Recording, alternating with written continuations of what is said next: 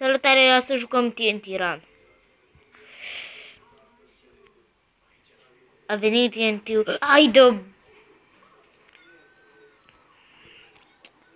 Ne jucăm TNT Run.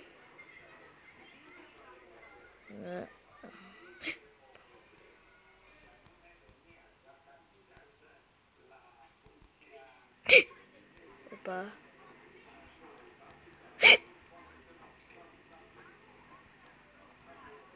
Bă, dă-mi void, bă.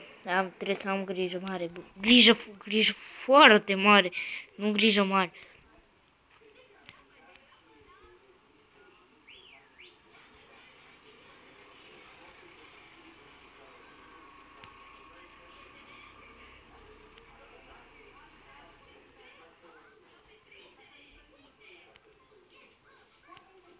Haide, bă.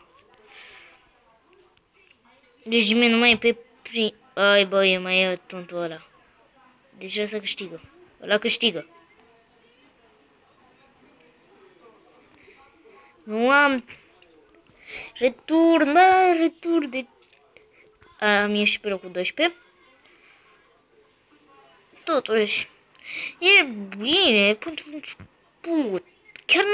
Chiar n-am mai jucat niciodată jocul ăsta. Deci hai să mai jucăm o dată. O dată, de mai multe ori. Că durează foarte puțin minigame-ul ăsta.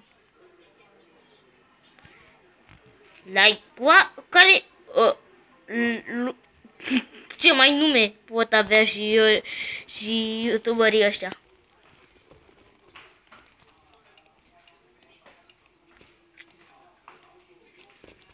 Nu mai vrea să intre.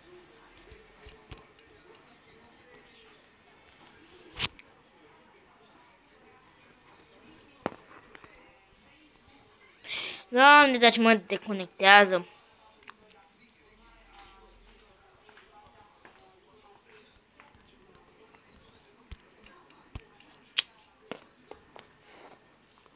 Chiar nu vrea să intru. Ai auzit?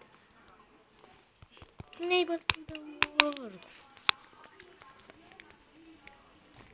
Vorbești cu fantomi. Nu băgați în seamă sunetele de fundal.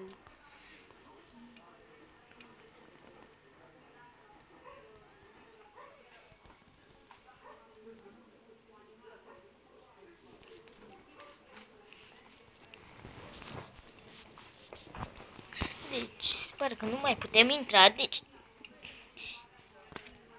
Cam atât cu acest episod.